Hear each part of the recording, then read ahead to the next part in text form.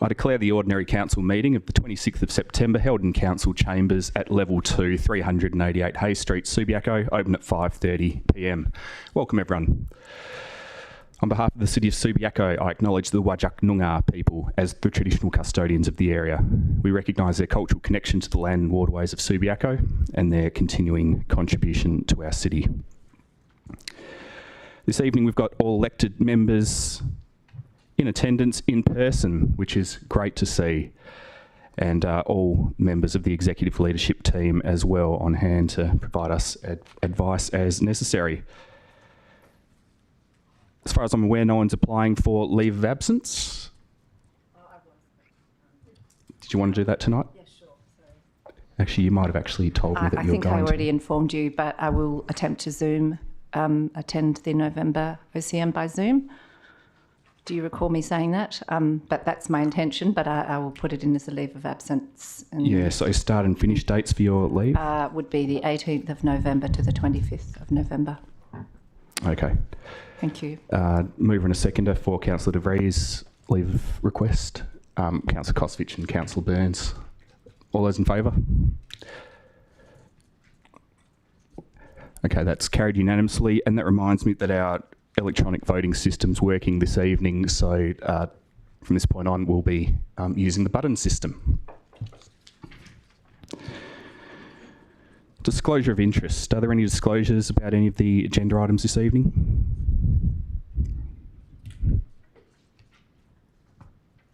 Take that as a note. There were no public questions taken on notice, so we'll move to public question time.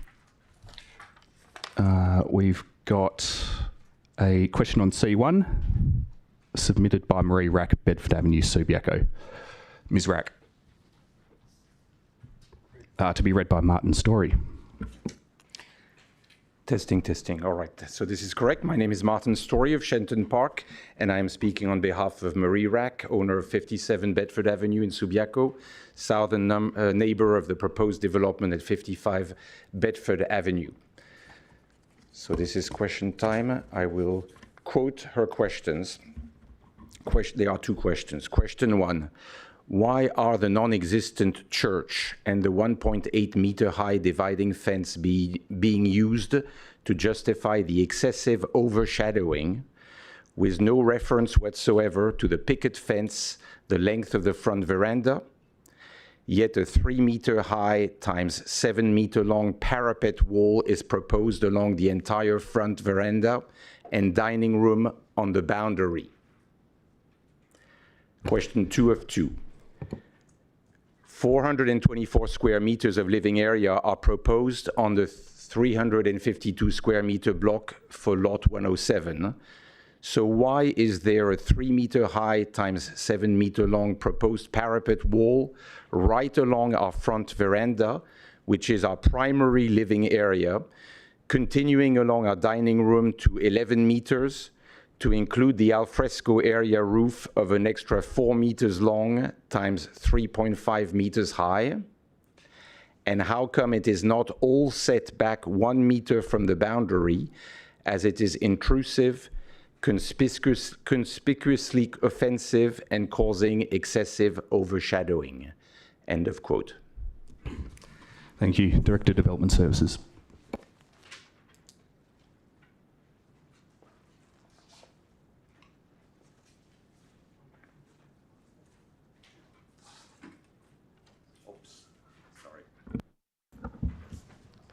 Thank you for your questions and through the Mayor.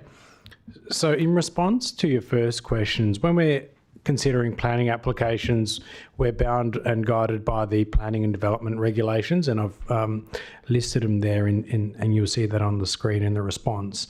And these regulations allow for the history of the site to be considered, and that provision is clause 67W of Schedule 2.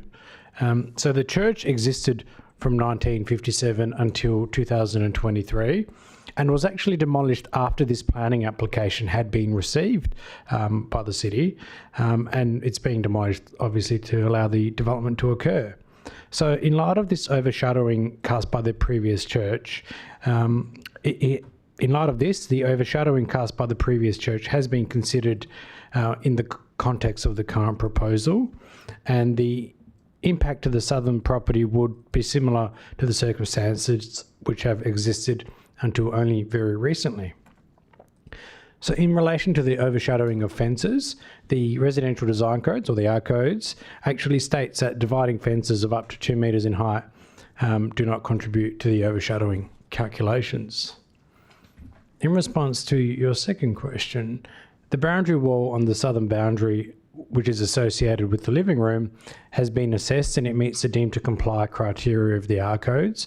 When this occurs, there's nothing that the city can do in recommending refusal or modifying this because it's deemed to meet the requirements. This is even on the basis that it is close to the veranda there. The alfresco area on the southern boundary, that is assessed differently, and it is an open structure. As we've provided in the report to council, the officers consider that it meets the design principle, and this alfresco would not overshadow any more than what the proposed upper floor of the dwelling would overshadow in any sense. Thank you. Thank you. All right, that brings us to public statement time. We've got a statement on C1 submitted by Marie Rack of Bedford Avenue, and again it's going to be read by Martin Story. Mr. Story. So, same introduction. I'm Martin Story of Shenton Park, speaking on behalf of Marie Rack, owner of 57 Bedford Avenue in Subiaco. We support the development going ahead, subject to modifications. Marie Rack's statement is, with respect to section 542, solar access for adjoining sites. Table 9, deemed to comply is 25%, proposed is 32.6%, which is a 30% variation. Total overshadowing of 115.08 square meters.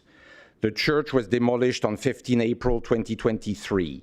The application states the existing development is a vacant lot, as evidenced by photos in attachment 6. Table 10, all references comparing overshadowing from the past to current plans are neither relevant nor valid. It is a vacant lot. Our request is that the overshadowing be removed, 3.8 square meters on rear deck, 2 rear ground floor windows and front veranda, and that the front veranda be included as a primary living area. Despite planning definitions, I spend more time in the dining room, which opens out to the veranda, than in any other room in the house. It is also my home office for my coaching business. It is a primary living area, and I have my coffee on the front veranda. The applicant would have no idea what goes on in our home because there has been zero consultation. Second part of the statement about section 5.1.3, lot boundary setback. Table 3, ground floor alfresco, deemed to comply 1 meter required setback, proposed setback nil. On 17 April 2023, I sought clarification regarding lot 107's alfresco area roof. The planner acknowledged they hadn't noticed it before. The plans were changed after that and resubmitted behind closed doors. My objection to changes to the alfresco area roof has been ignored. It is a potential fire safety hazard. Our request is that the alfresco roof be returned to a flat structure and set back as in the original 9th of March plans. Front setback of lot 107 on original plans is 4.5 meters to the front boundary. Revised 2nd of August plans show the setback reduced to 4 meters.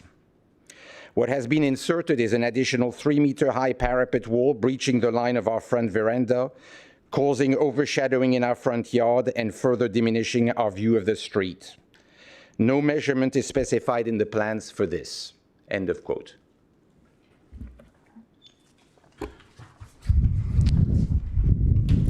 Thank you.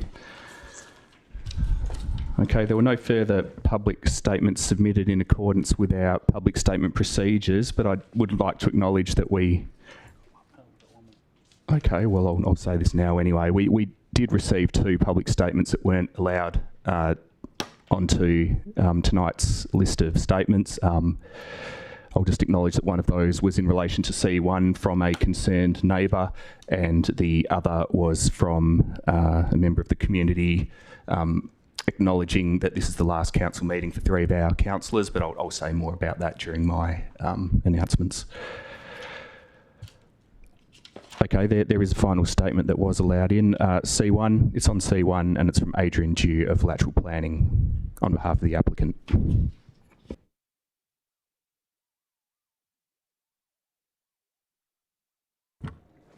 Good evening, Mayor and Councillors. Adrian Dew with Lateral Planning, representing the landowners of 55 Bedford Avenue, Subiaco, being item 10.1C1.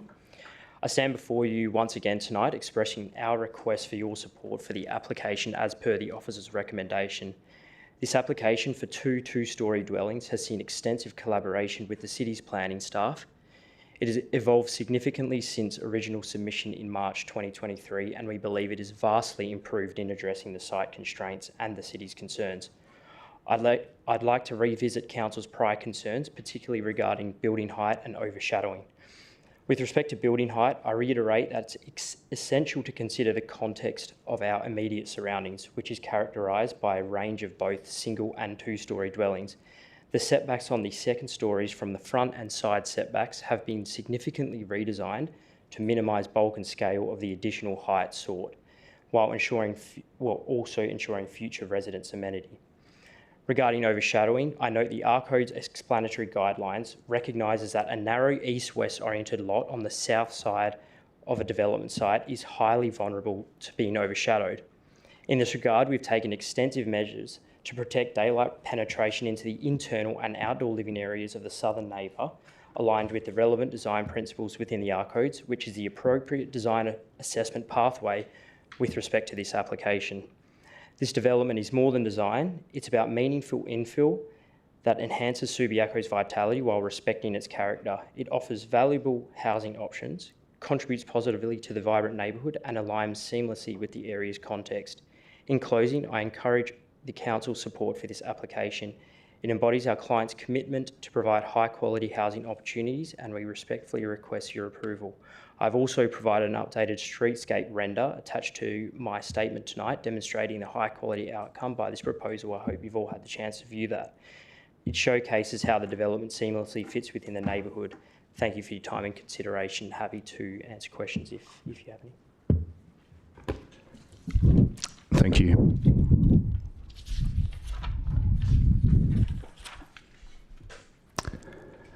Okay, that's the end of public statements, and there were no petitions or approved deputations. So I'll ask councillors to accept the minutes of the ordinary council meeting of the 29th of August 2023. Can I have a mover and a seconder to accept those minutes, please?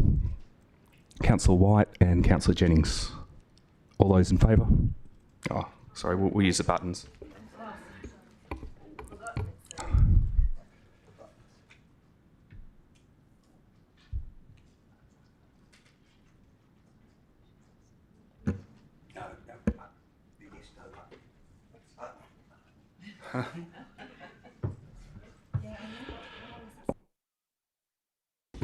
Thanks, councillors. The minutes are accepted unanimously. So now I'll make an announcement, and look, I'll start by announcing that the City of Subiaco elections have been and gone in a blink or you miss it kind of moment, but I'm thrilled to announce that 3 of our councillors are elected unopposed for a further term. Councillors Rick Powell, Gary Kosovich and Mark Burns. Sorry, not Gary Kosovich, Rosemary DeVries. I've made no secret of how good I think this council is, and I'm very pleased that we're going to have the continuity offered by continuing councillors. The new councillors in Russell Jones, Penny O'Connor and Nicola Johnston, who are actually with us tonight, are going to be fantastic additions to council. So we look forward to working with you. And the great thing about the way that these elections have unfolded is that we've got plenty of time to induct you before you're actually sworn in and have to start making decisions.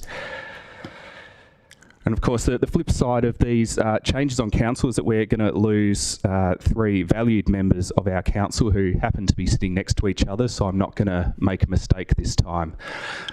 But Councillor Hammersley, Councillor Jennings, your rigour and intellect that you've brought to every council decision will be missed, and I don't think we'll be seeing anything like it for many terms to come, but you'll definitely be missed once the day in October comes at your term's end.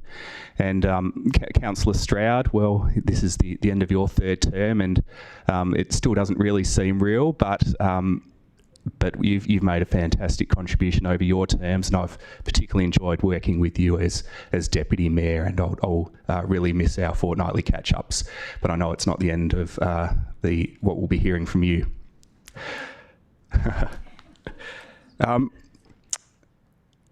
Yeah, look, I did foreshadow that we received something from the community, and look, rules are rules. Sorry, Mr. Tonti, but maybe I'll just read out one of the bits that really resonated with me, and then we hope you'll come to the annual electors meeting and make your statement in full.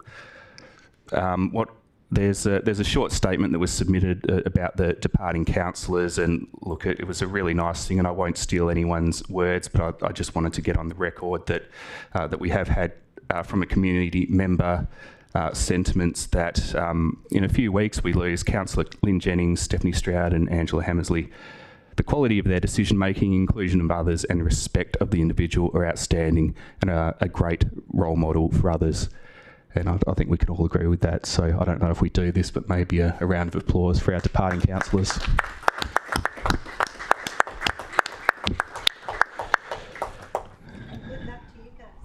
Yes. And I understand one of our councillors has brought a family member, so welcome, Julius, to your first council meeting of this council, and I hope it doesn't put you off running for council in future years.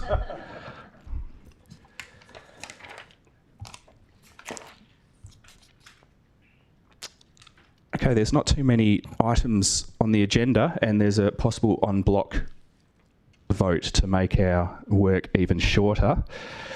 The possible en bloc vote I've got in front of me would consist of items C2 and C4 of the agenda on the basis that there were no amendments or alternatives submitted in relation to those two items. Does anyone want to remove either of those from the en bloc vote? Okay, I'll look for a mover and a seconder for the en bloc vote, please, consisting of C2 and C4. Councillor Kosovich and Councillor Burns. I'll call the vote.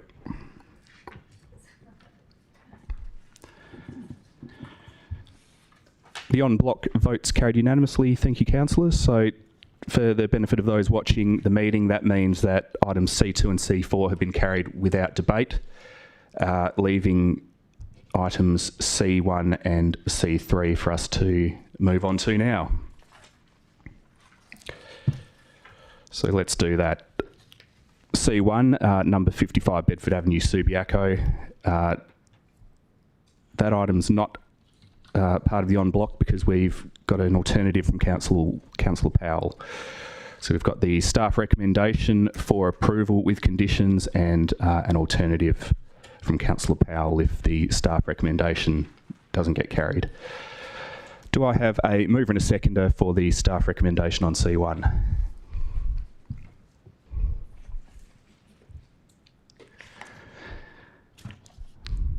Okay, I think that'll lapse. We don't have a mover or a seconder? No. Okay, the officer recommendation will lapse for want of a mover and a seconder, and we'll go straight to Councillor Powell's alternative. I'll ask Councillor Powell to move, and I'll see if there's a seconder to support the alternative. Thank you very much, Mayor. And yes, I will move the alternative. Thank you. Seconder for Councillor Powell's alternative. Councillor Kosovich. So just to confirm, we're now debating whether or not to refuse the development application for 55 Bedford Avenue, Subiaco, as per the submitted alternative motion. Councillor Powell. Yes, thank you, Mayor. Look, I can't say that I'm really pleased to be removing this alternative for refusal because there's quite a bit to like about these plans. But the fact is we've ended up with two big homes on two small lots. One just over 350 square metres, I think, and the other one's just under 300 square metres. And the plans are for two very large homes, and their size and bulk give rise to the many discretions that they are seeking, including a failure to provide sufficient open space to meet deemed to comply principles. Each is about 5% under providing in open space. Each home has a basement, a first story and a second story, or really the equivalent of 2 3-story homes side by side. The basement is storage. The first floor has garage, kitchen, dining, laundry, living room, guest suite with ensuite and powder room. The upper floor has bedrooms 3 and 4, living room, bathroom, master suite with ensuite and terrace. And it's pretty similar for the second home as well. Now, planning staff and the applicant have agreed to significant changes and improvements to the original plans. But look, they're still substantial buildings. And that has left the roof ridge height to be well above the deemed to comply provisions on both buildings. One of the proposed homes is about 1.8 metres, I think, over the limit, and the other one's about 1.3. Now, the officer's report posits that this is acceptable under the design principles because it doesn't create negative impacts for the neighbours, but that's not a view that is shared by the neighbours, and we've heard some of those statements and questions here tonight, and the argument that size and bulk is intrinsic to the problems created for them. Because of its orientation, as staff and another presenter pointed out here tonight, it does create extra difficulties. But look, the applicant knew of its orientation when this block was purchased. The southern neighbour is especially impacted and their amenity affected by not retaining adequate access to direct sunlight to their building and adjoining outdoor space that they say that they use, and that they will impact daylight through the major openings into habitable rooms like the living room. Now, there's been an argument mounted that the former church on the site also caused overshadowing of 57 Bedford Avenue. Staff has advised us that it's up to us, really, how much we should take that into account. Well, I'm of the view that the former church should not be given great weight, as it's a new build and it should be assessed on its merits, not of a building that no longer exists. And its location, and it's the location of the overshadowing by the proposed new build and its extent being over 32% that will impact the amenity of the southern neighbour, including those living areas, major openings and outdoor living areas. Look, there's also another issue in the line of sight street setback. This essentially means that the second story is visible from the street. And in this case, it's clearly visible. Again, there's the proposition that other buildings in the locality do not conform, so essentially it's not going to look out of place. But those other buildings were approved and built before the city's Local Planning Scheme 5, Local Planning Policy 1.1 and the current R codes. And if we're to have some sort of uniformity, codes must be respected. So for maintenance of proper and orderly planning, this proposal should adhere to current codes. And finally, the nil side boundary setbacks will also have an adverse impact on the southern neighbour, especially in regard to visual bulk. And look, at this stage, I'd also like to now acknowledge Councillor Jennings' assistance in what has been a collegiate effort in this response. Now, the application did lapse at the last council meeting for want of a mover and a seconder. The applicant is taking it to SAT as a deemed refusal. Virtually every planning application that comes before council, staff ask for reasons for refusal so that SAT can take them into account, and that's what this alternative is doing. And just as a note, the refusal also triggers another process under our planning policy 7.4. One will be the independent appointment of independent planning consultants at mediation. And there is also a provision, I think, for neighbours to make a submission to SAT. Although I think maybe they have to receive an invitation, but perhaps they could think about extending an invitation to SAT for an on-site inspection as part of that submission. Thank you very much. Councillor Kosovich. Just endorsing Councillor Powell's remarks and no further comments. Thank you.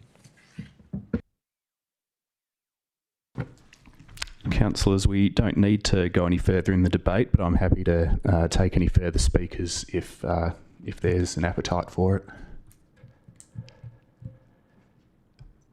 Councillor Burns. Thank you, Mayor McMullen. councillors and staff and gallery, thank you for your time. I just note that in looking at deemed to comply, and I'm not speaking directly to the applicant, but who would be fully aware, but it's a grey area. Okay, the staff acknowledge it as a grey area in their comments about Councillor Powell's and with the help of Councillor Jennings' alternate, and it can be looked at either way. All right, so staff do acknowledge that the alternate to refuse. That deemed to comply can be looked at in an adverse way, but it also can be looked at in the way they did it. So it does allow for SAT to interpret it, okay? But I would note that it also allows for the applicant and who would be, and the respondent being us, to actually mediate prior to going to a full hearing and seeing if a outcome that a joining of the minds could be met through mediation that would satisfy the developers and would also ameliorate some of the issues for the adjoining neighbours, which I would hope would be the resolution. And I'll just leave my statement at that. Thank you. Any final speakers? Councillor Powell, did you wish to close? I suppose only to note that in my time on council, I don't think we've ever actually been to a SAT hearing. And we've had success at mediation, both between the applicants and the neighbours without going to SAT, and success at SAT when they've both sat down with at a mediation. So I think this is a good outcome if we can, if it's supported by fellow members. Thank you. I'll call the vote.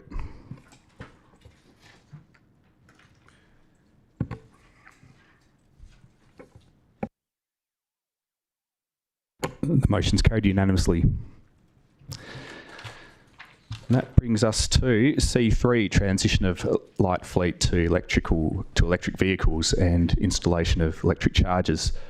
This isn't the subject of an amendment or an alternative, but it hasn't formed part of tonight's on-block vote because an absolute majority vote is required in order for the item to be carried. Do I have a mover and a seconder for the officer recommendation on C3? Councillor White and Councillor Hammersley. Councillor White. Thank you. Thank you. Yeah, just briefly, I really very much support the staff or the administration's recommendation for this move. I think the city has some experience with EVs and hybrids and charging systems.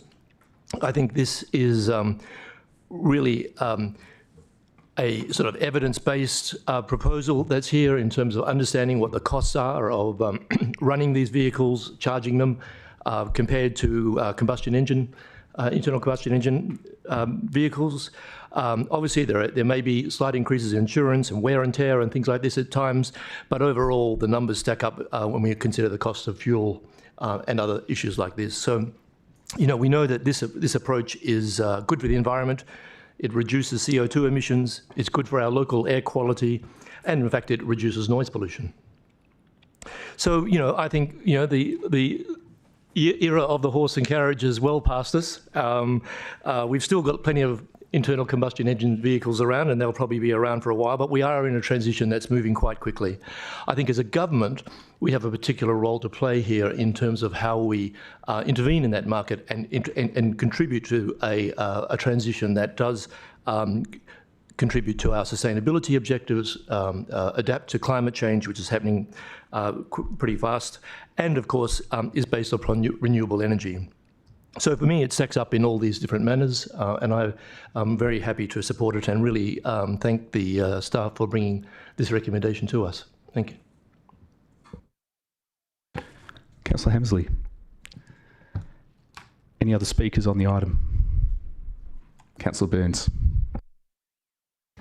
Thank you, Mayor McMullen. Look, very briefly, I note and agree with the mover's statement, okay?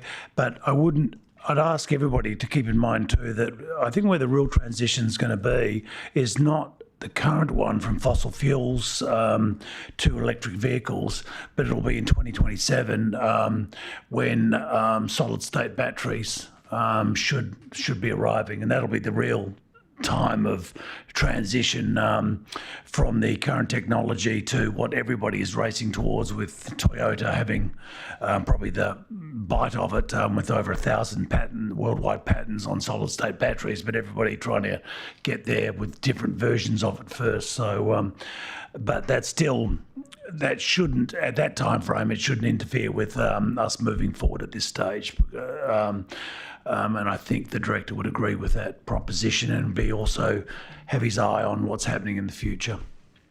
Thank you. Any other speakers on C3? Councillor Stroud. Yes, thank you. And good evening to you, Mayor. Thank you for your kind words earlier, and good evening to the gallery. I was surprised that this came to us at a caretaker time until I looked up the caretaker policy and found it was involved a major policy decision. But this is an absolute majority financial decision, and we are asking for over 50% more than what our budget had previously allocated. At 660 grand, we're getting up to close to $1 million by the time we finish with this. So in that sense, I'm disappointed because I think, as you're well aware, I asked a lot of questions about this, both at the ABF and through emails. I'm disappointed that it didn't go to the new council in a workshop just for a full understanding of this, because there's lots of implications. And as I rang around other local governments, I found that they're going a lot steadier at this than we are. Vic Park, for example, bought 2 electric vehicles last year and are buying another 2 this year. We're buying 17. We're replacing our hybrid fleet. Now, the reason that Vic Park were a bit more cautious about this is they felt that the prices and so on were coming down in EVs, and it was worth just testing the whole thing out and waiting for, costs to come down. So the other disappointment to me is that, and particularly Councillor White has raised a lot of questions about EV chargers in our community. And what we're doing here is prioritising EV chargers for our fleet with a token gesture that they may also be used for the public. I would have liked it the other way around, quite honestly. I would have liked a policy really focused on providing to our community, because there's a lot of EVs around our community.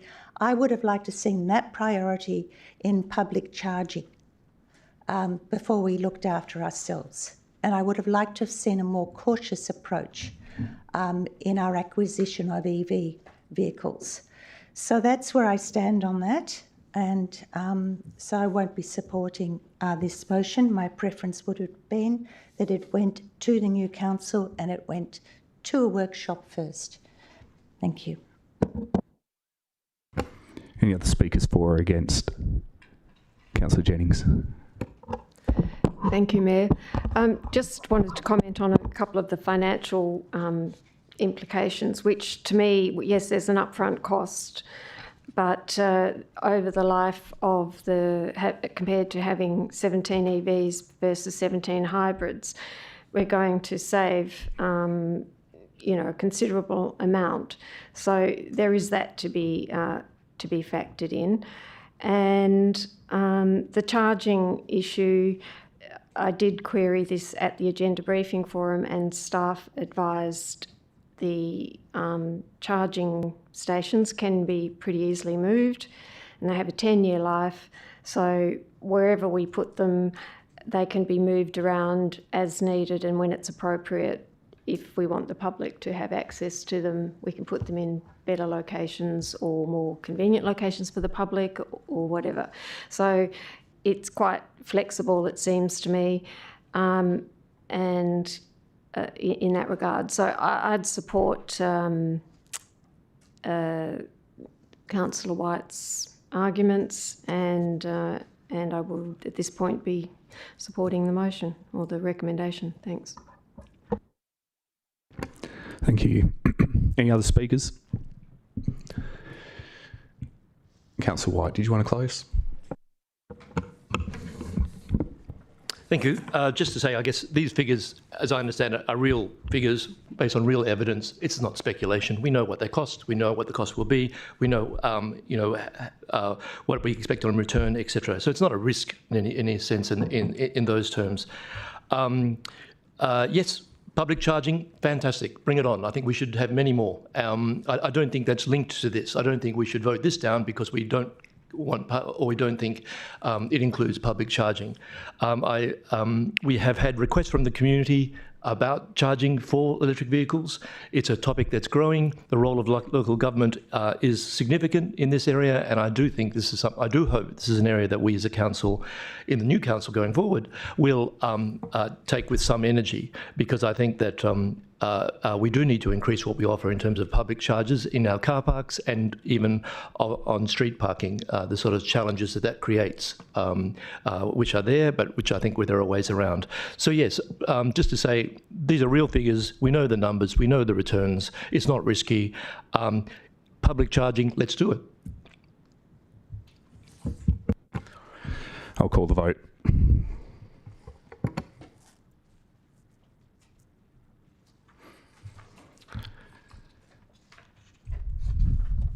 Okay, C3 is carried 8-1.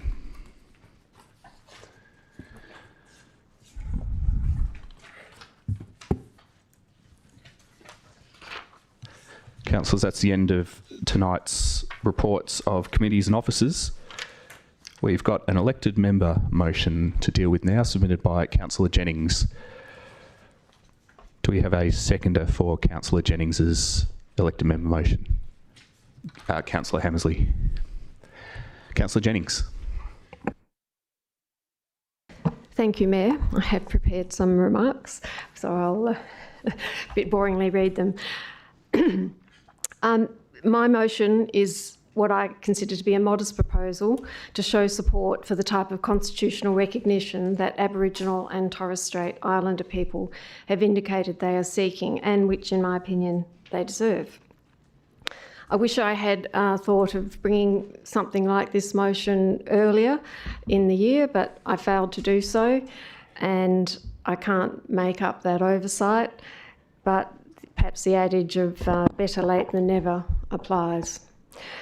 As the staff advice in the agenda confirms, there is no question that dealing with this is within Council's role, powers and functions. Our remit goes beyond the 3 R's of rates, rubbish and roads. We can add 2 new R's, reconciliation and recognition, if we want to. The city is already on a reconciliation journey with Aboriginal people. We celebrate NAIDOC Week and Reconciliation Week. We fly the Aboriginal flag, and acknowledgement of country is read out at the start of each council meeting, as indeed it was read out again tonight. One councillor begins all their emails with Kaya, or Kaya, not sure of the correct pronunciation, sorry if I've got that wrong, and our reconciliation action plan is being prepared. This is known as a reflect wrap. So I ask councillors to reflect on how voting against this motion is consistent with or advances council's reconciliation actions and processes with Aboriginal people. One of a councillor's roles is to show leadership and guidance. I believe this motion does that. Voting in support of this motion looks to a positive future of how the city and the council want to reconcile with Aboriginal people. It will demonstrate we have moved on, if we haven't already, from a paternalistic approach where those in power determine what First Nations people need. There is an important additional consideration when making this decision that must be taken into account beyond personal opinions. And that is, under recent changes to the Local Government Act, Council, in its decision-making, is required to have regard to the need to recognise the particular interests of Aboriginal people. Supporting this motion will mean just that. We are recognising the interests of Aboriginal people in a way that Aboriginal people have told Australia that they want to be recognised. I question how voting against this motion shows regard to recognising the particular interests of Aboriginal people. I've thought about how a vote against the motion could recognise those interests, but I cannot think of any convincing argument or reason. I'm asking you to vote for this motion because it supports what Aboriginal people say they want by way of recognition. It is modest, it does not require any expenditure or further work by the city or staff. It complies with the Local Government Act requirements to have regard to the particular interests of Aboriginal people, and it shows we are a progressive, positive and forward-focused council. Thank you. Councillor Hammersley. Thank you. As most people know, I've been out of the country for quite a while and missed a lot of what's been going on in this area, so I was a little bit surprised to find myself having to grapple with it. But I have, and I guess I've got this to say, which is that Councillor Jennings has put motions before us, and the rules that govern us require us to vote yes or no to them. There are no rights to abstain for local government members, and the public nature of this role means views we might otherwise keep private are revealed. It's a very tough gig being a councillor. Now, I've thought hard about this, and I think reasonable minds can differ on the question of whether the City of Subiaco ought to express a view on the referendum. And I think there are reasonable arguments on both sides. So I certainly wouldn't criticise anyone who felt that it wasn't appropriate. But subject to hearing the debate that might follow, I am minded to vote in favour of the resolution on the basis that I think it's okay to show leadership and display encouragement in the area of reconciliation and contribution to closing the gap. There has been and is considerable investment by all three levels of government, but particularly the state and federal governments, whether Liberal or Labor, in addressing reconciliation and closing the gaps in prospects of Aboriginal and Torres Strait Islander people as a group when compared with the wider population as a group. We often hear about the financial cost to our society that arises from the measured disparity and poor outcomes, not to mention the suffering of some of our citizens. How improvement might be achieved over time is the subject of many opinions, and it may be that the Australian people do not see the voice as the way to address the gaps and call for reconciliation. However, I think there is a reasonable chance that the proposed body could make a positive and worthwhile contribution to the long-term advancement of our nation. The proposal, it's a simple concept, a body that can make representations to the federal government and Parliament on matters relating to Aboriginal and Torres Strait Islander people. Its composition, functions, powers and procedures would be determined by the federal Parliament, members of which are answerable to the voting public. Notably, laws governing the body could change over time as electors change who represents them in that Parliament. There are many representative, i.e. lobby bodies, active in our society. The difference is that this one would be constituted by the present Australian voters, supported and presumably funded by the Commonwealth, and it would subsist until such time as a referendum successfully changed the Constitution again to remove the proposed additions. But the constitutional changes would not themselves provide the body with any powers in respect of to laws made by our federal Parliament or the deployment of our resources by federal governments. that is entirely up to the Parliament, which we all control. Our community members will, of course, make up their own minds on the proposal, having considered the words that are being proposed and information from many individuals and organisations. Some in our community may be interested in the views of this council and its members. No doubt some will not, and they will be well able to ignore us. Thank you. Any speakers against? Councillor Stroud. Thank you, Mayor. This motion, titled Support for the Voice to Parliament, was submitted on the 30th of August, but not published for elected members or the community until late last Thursday, before a long weekend, and thereby providing just 2 working days for consideration. As a result, this motion has been presented in a vacuum of community input. No petitions, no community consultation or feedback, not a single email. It could have been presented months ago, thereby enabling a public consultation period. And even with a reach out to the 128 Torres Strait Islander and Aboriginal people of our community referred into the in the motion's reason number 8. But instead, it was presented with just 2 working days. Councillors, tonight we are asked to support the voice without giving the community we represent a voice in our decision. I do not support this motion because there is no community mandate to do so.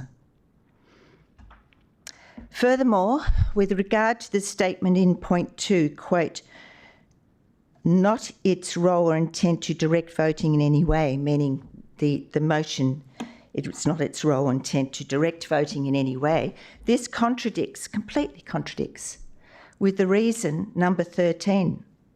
Quote, this motion demonstrates the role of elected members as stated in the Local Government Act to provide leadership and guidance to the community.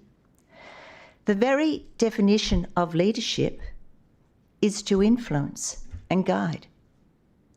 The obvious intention of this motion is to influence community opinion just weeks away from a referendum. This elected member motion has deliberately placed elected members and council into a public forum. This is not a discussion, mere discussion. This is a decision to influence. So without any mandate by our community, because we've not given our community a voice in this decision, I do not support this elected members motion.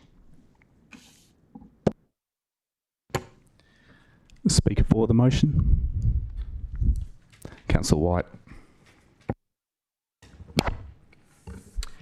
Yeah, thank you. I'd like to speak in favour of the motion, and I'd like to thank Councillor Jennings for doing the effort, all the effort she put into in terms of preparing it and bringing it forward for us to discuss. I think it's an important issue. It really raises issues about how we see First Nations people, how we approach them. We have our formal plans and those kind of things. But this is really something in which we're aware that the Uluru Statement from the Heart was a very broad and participatory statement made by a group of people who hold a unique place in our society. Continuing culture for the last 60,000 years, these people are highly represented, as the Uluru Statement of the Heart says, the most incarcerated people on the planet, but they are not an innately criminal people. Children who are alienated from their families at unprecedented rates, with detention, etc., etc. This Uluru Statement of the Heart is a group, as I said, a broad participatory process in which the First Nation people have asked us for a voice, to be listened to. And this is what's on the table right now. Of course, everybody has their vote. None of this is taking this away. We're being asked through this EMM to say that we give support to the recognition. We're encouraging people to inform themselves I don't think we're influencing in any other way. Point 2 of the motion says they encourage people to inform themselves about the referendum, and notes and accepts that voting on these does not, in this debate, does not reflect necessarily the position of elected members.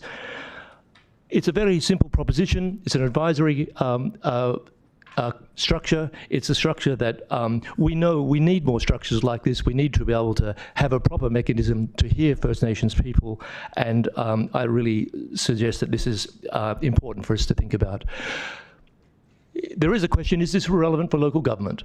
Around 2 years ago, maybe a bit less, we voted on the Ukrainian flag and the support for the Ukraine in the war happening in the other side of the world. And that was a unanimous vote in favour of Ukraine in that situation. And I was very happy to support that. Was it the role of local government to be doing that? Yeah, I think it is.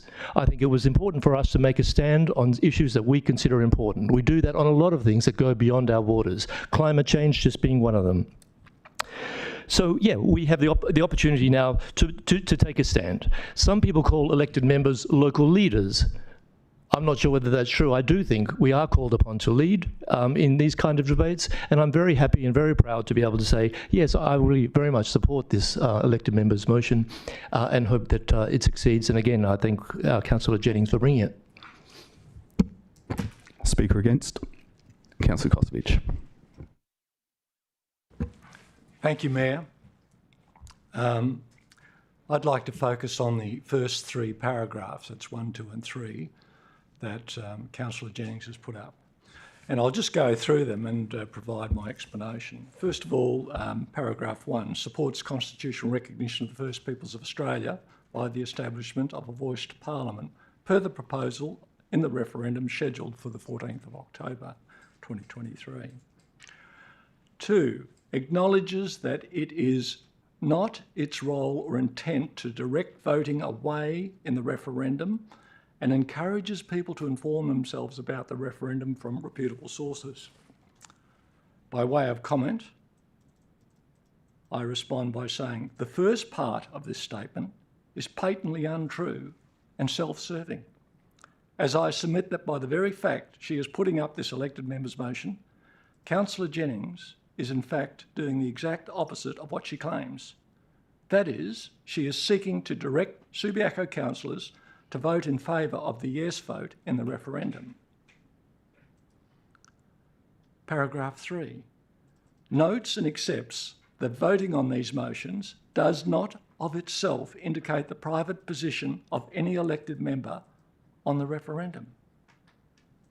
Again, this statement is patently untrue and misleading. As I submit, by voting on these motions, councillors are in fact being asked to out themselves on how they plan or intend to vote in the referendum. My concerns with this elected member's motions are purely process related, in that Councillor Jennings appears inadvertently or otherwise to be seeking to undermine councillors' democratic right as citizens to vote anonymously and confidentially within the confines of the voting booth on the 14th of October this year. Accordingly, I cannot support this elected member's motion. Speaker for the motion. I'll take any other speakers. Councillor Burns, speaking for. Thank you, Mayor McMullen and councillors. I can see why people think this is controversial and when I say controversial for us, okay? And I can also see why some people find it perhaps not a space we should be in, okay? But at the same time, I'd say we actually are already in that space by the some of the matters that have been raised in things that we already do. I'm not going to repeat them. We know where our participation to date lies. We all are aware that our participation is going to increase. The country's participation is going to increase. I respect Councillor Kosovich's position that he sees it as outing us as individuals, right? I can see that there's a truth to that, But at the same time, I'd suggest that this is actually, in matters of voting that are private, what people do in the electoral box, right, that this particular issue in our country, right, isn't, for whatever reason, controversial. People are openly discussing their position on it. I find the people I associate with, my friends, others, right, don't sort of say, they talk about it. They don't say, oh, no, I mean, you got to be mad, right? And if they do, that's fine. And others that say, yeah, I'm supporting it, okay? It's not, I don't think, it's not for you to ask me my position on this. People are very open about this particular subject. For whatever reason, I don't quite understand, right? But so I'm not concerned about how I vote in this matter. I'm quite actually happy. I can see in some matters it is like, don't put, don't out me. But I don't find people, have that view on this particular one, right? Now, I can respect some people, don't want to, right? But in saying that, at the same time, people that are expressing a negative view to the vote, I don't think it indicates, people that have spoken before me, I don't think it even indicates that they're going to vote against it as such or for it, right? I think this issue is, are we doing something on behalf, do we have a right to speak on behalf of our citizens? Well, I think we do, right? And I think we continually make decisions on behalf of our citizens, right? And if there's a guest to it or whatever, and arguably every decision we make isn't supported by every person we represent, right? That's never going to be the case unless we turn around and start giving money back to them. And I'm sure we'll get 100% support. But so I wouldn't read too much. I wouldn't read too much into it. Okay. I support what Councillor Jennings has put before us, and I'm not afraid of it. Okay? And I'm not afraid to put my hand up either way. All right? So I'd ask you, right, to not accept Councillor Stroud's proposition that it's all too late and it's whatever. As I said, look, it's open. Nobody. This is not a Civil War issue of 1861, right? This is just something the whole country needs to deal with and is going to be dealing with and already is dealing with. We're all in this space, okay, and we're going to have to live with being in it, okay, and it's going to be a like it or lump it for a whole bunch of people, right? But in time, and it's going to take a very long time, right? I'll finish up. It's going to take a very long time, okay, for a lot of people to come to terms with it. A lot of people have jumped into it perhaps too quickly, etc. But I don't think it's anything to be afraid of. I'll leave it at that. Speaker against? Councillor Powell. Yes, thank you, Mayor. And thank you for the quality of the debate as well. I find it quite interesting and entertaining. Good last subject, I think, for this council in public. And look, Councillor Jennings has exercised a right to bring a resolution of support to council. Look, I don't really have any problem with that, but I'm going to say at the outset, I don't think it's council business. It's a federal referendum, not a local one. And I find it interesting as well that my concerns, considering the mover and the seconder, are largely legal, and that there isn't enough time, really, because of the lateness of this, to address them. And I think there are questions that need to be answered. So very much in the vein of Councillor Kosovich, but I am not going to repeat all of the points because I haven't got that much time of the motion. So the first part essentially says support constitutional recommended recognition of the First Peoples. Look, that's fair enough, taken in combination with the extensive reasons provided. is strong advocacy for the yes vote in a referendum. In fact, I'd say it was unequivocal support. Sorry.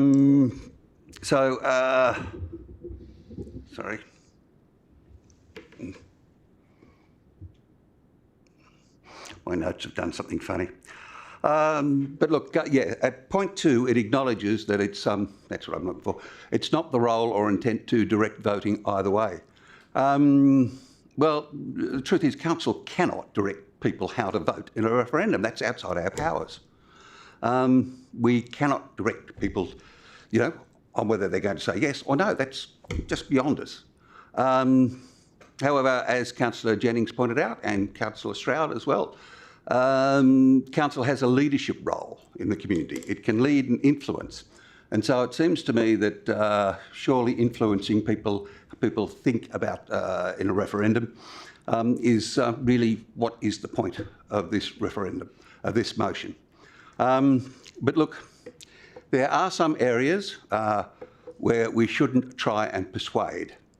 And that I discovered when I found the Code of Conduct and point 17. Look, I'm going to try and send that to elected members now so that they can read it. I discovered it in researching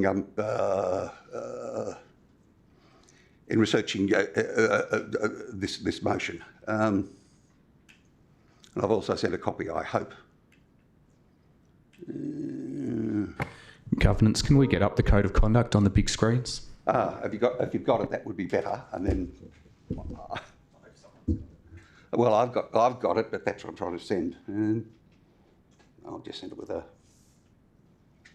Oh, because I've sent it as an attachment without the without anything in it. I'll just put copy.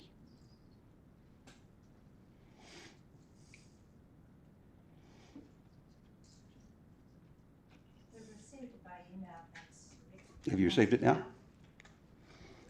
So I'll read it out for the for members of the gallery and for people who haven't received it, if that's okay. Yeah.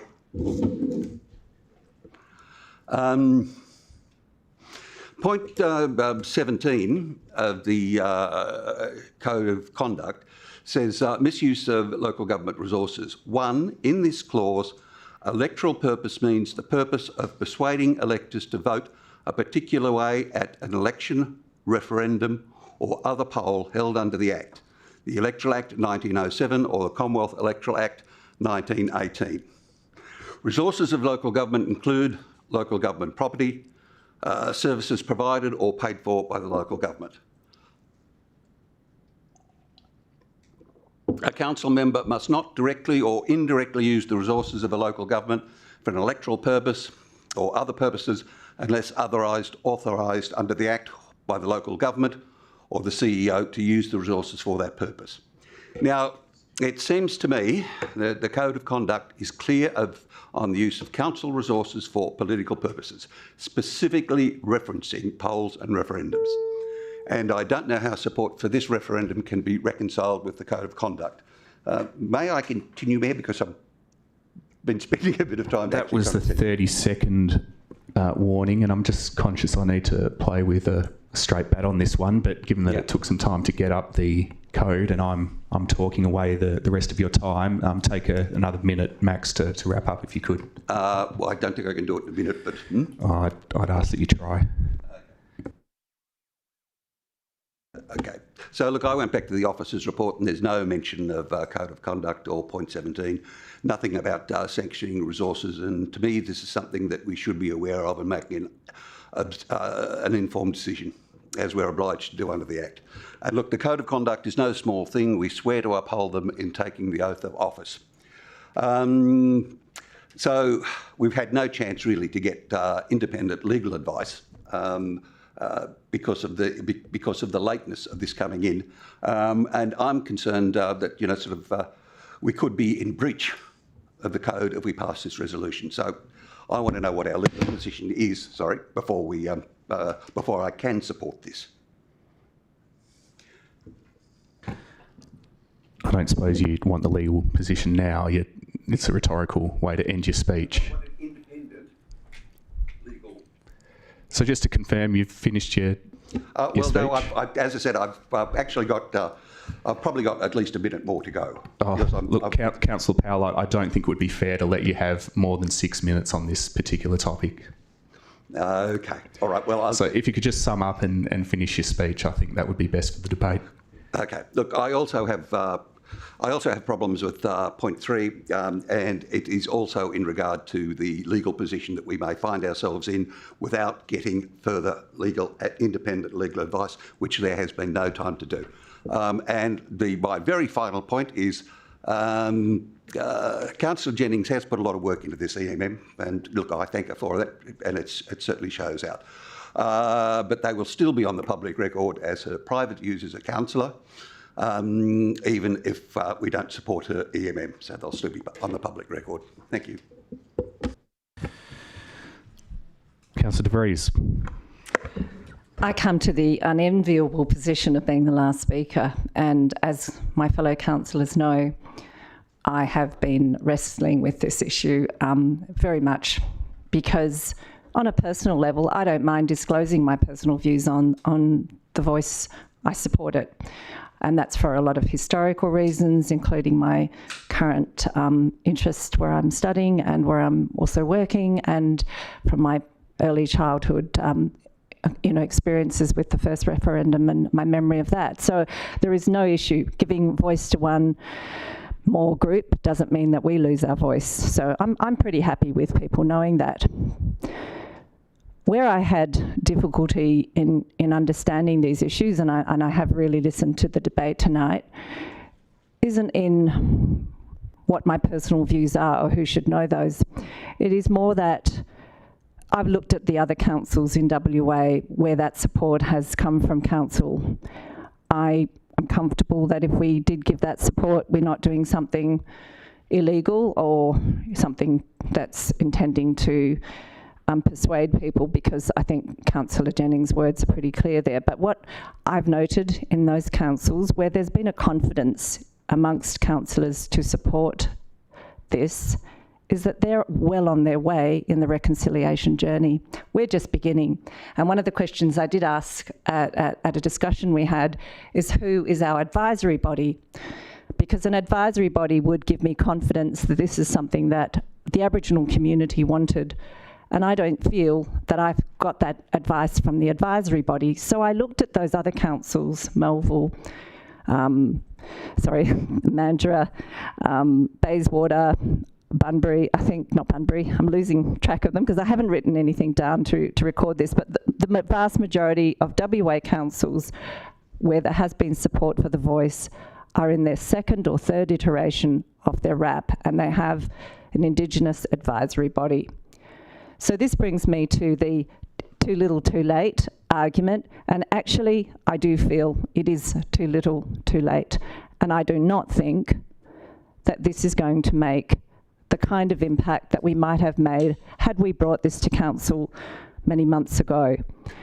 And I have some regrets in this respect, because many months ago I was at the WA Local Government Association Central Zone meeting where I actually supported a motion where I said to take a firm position on the Voice.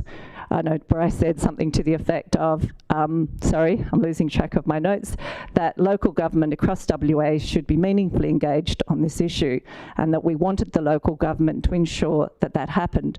That clause was removed from the resolution, and we ended up with something much less specific about the role of local government. That was February this year. I think that the leadership that could have been shown from the WA Local Government Association wasn't there.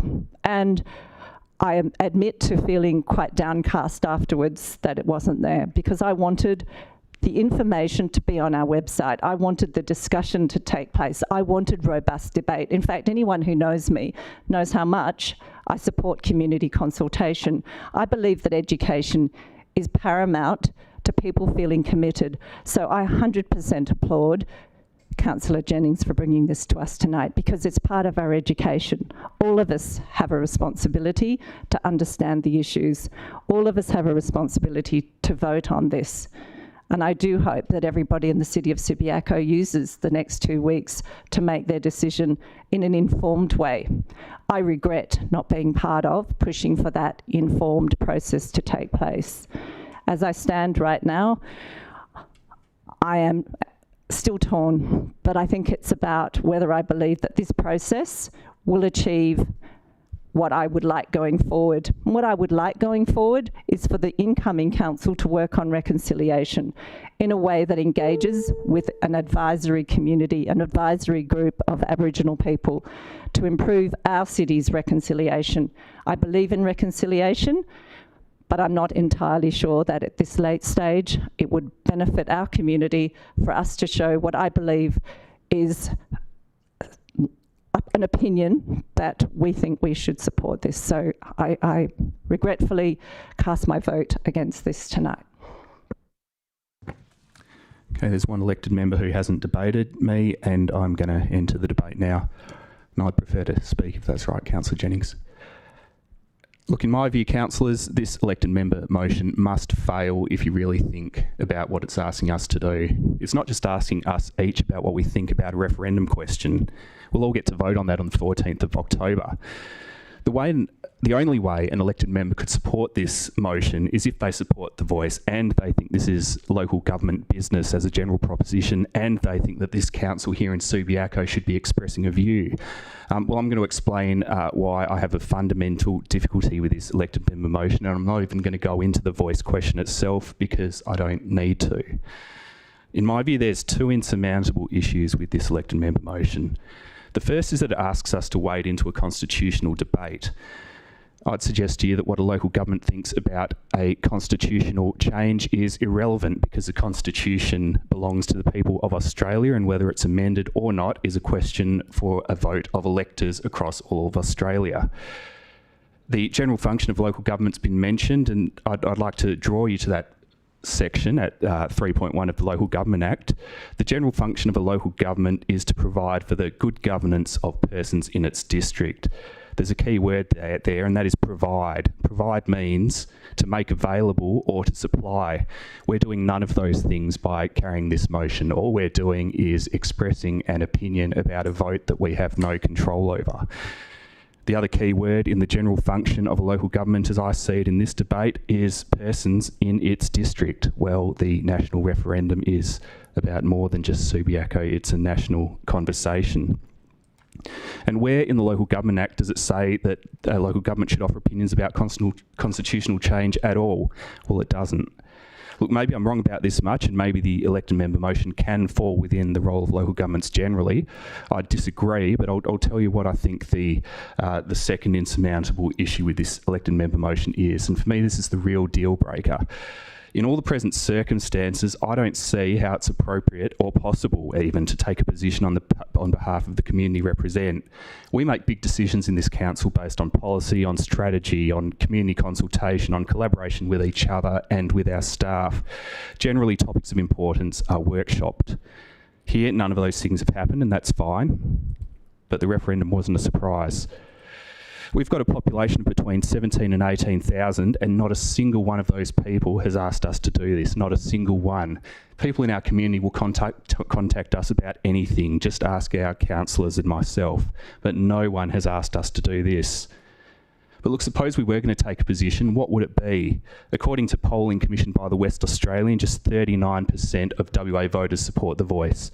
And in the Sunday Times last weekend, in the electorate of Curtin, of which we are a big part, only 32% of voters are indicating that they would support the voice.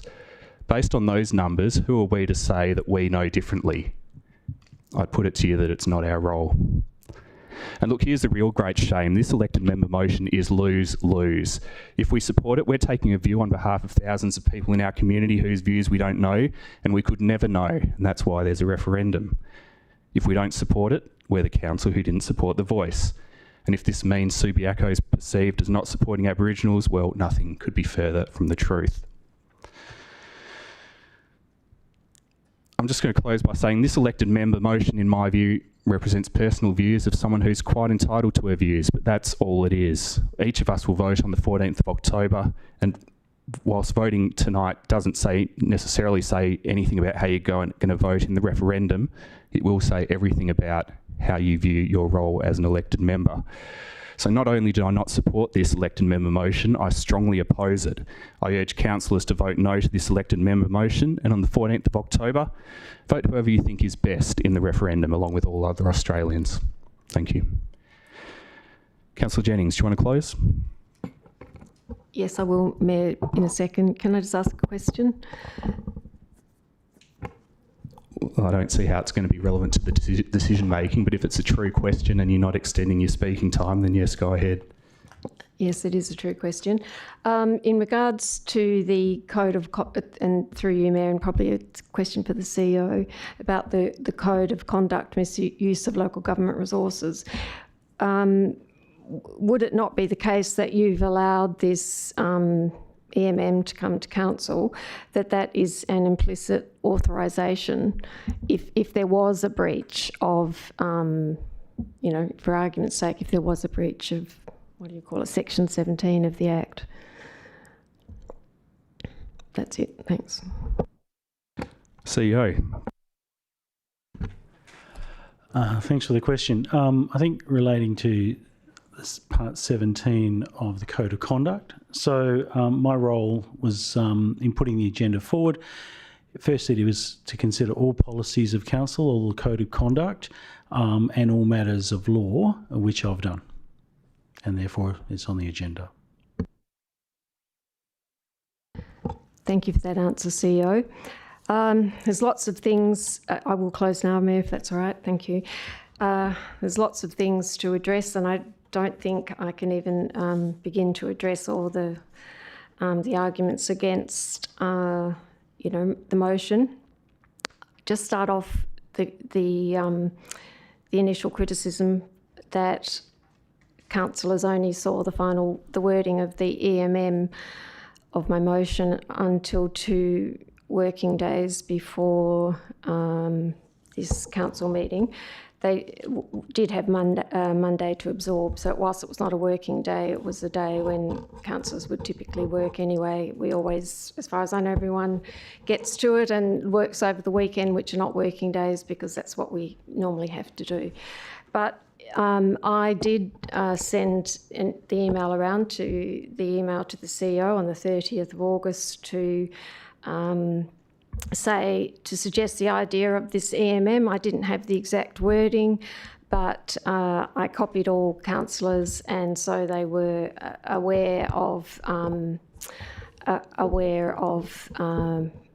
you know, the intent and the basic formula or the basic wording that this EMM would encompass. We're talking about that I'm trying to influence. I've said in my reasons, and if that influences, so be it, but that was not my intent. My intent was to support, you know, Aboriginal recognition in the way that the Aboriginal people have said that they want to be recognised. Leadership is about, you know, supporting people in our community, and also, as I pointed out, the Local Government Act provisions about the need to recognise the interests, the particular interests of Aboriginal people in our decision making. What else was there? And the final, I just would say, yes, it's a federal constitutional issue. We can wade into that if we wish. It is within our role. I understand that elected members, or some of elected members, don't want to go there and wished I hadn't brought this motion. But we are permitted and we are allowed to decide this, or to consider it, and then it has to be decided because it's before us. There was lots of things that I can't remember all of them, unfortunately. I was trying to take notes, but they were coming thick and fast. I would say, once again, I don't think obviously it sounds like people have made up their mind, and it's you know, if I could have brought it earlier, I would have. But as I said, I genuinely only thought of doing this late in the piece. As far as knowing the views of the community, we don't know the views of our community, but we certainly know the views of, apparently, of, you know, 80 to 83% of Aboriginal people want this kind of recognition that we say that this motion tries to support, and we don't always, we're not necessarily representing the views of our community. We are, the views as such, we are representing the interests of our community. That is our role. And sometimes what we think the interests, I'm not saying this motion does not represent the interests of the community, but as another elected member in the debate said, we don't always end up voting or pursuing matters that necessarily go with, you know, what everyone in the community thinks. So what we think the interests of the community might be are not always aligned with, you know, the views of people in the community. We may do that at our peril if we ignore, and I'm not suggesting we ignore community consultation, but you know, it's not always the case that we're just directly representing the community's views, because if we did that, we would be delegates, not representatives, not elected members. Anyway, so I won't say anything else because I don't think I'm going to be persuading anyone. Thank you for the debate. I'm slightly disappointed that Councillor Powell brought up the Code of Conduct matter without perhaps speaking to me first. Thank you. I'll call the vote.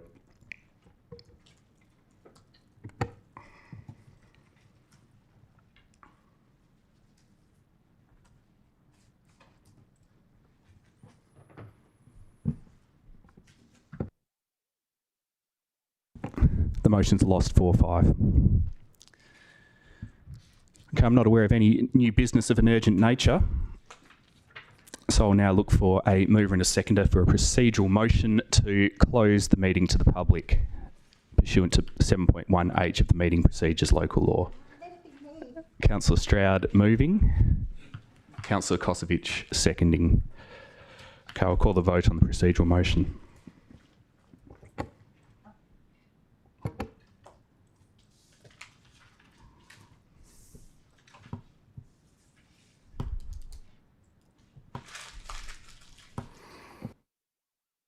The procedural motion's carried 8-1, so we'll go behind closed doors now.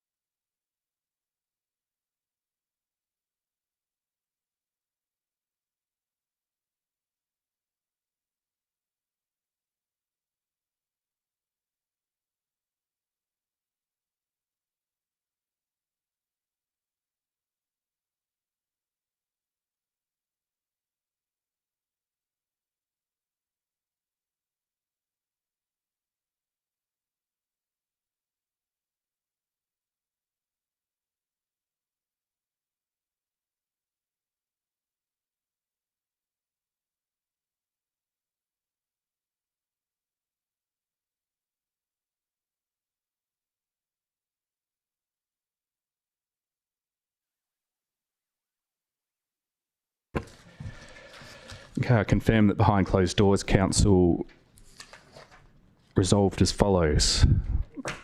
That the CEO, the Chief Executive Officer, is authorised to give statewide public notice for a period of not less than 6 weeks that the City proposes to enter into the major land transaction based on the business plan in Attachment 1, and the submissions received during the statewide public notice period be presented to Council to inform the decision whether to proceed or not with the major land transaction.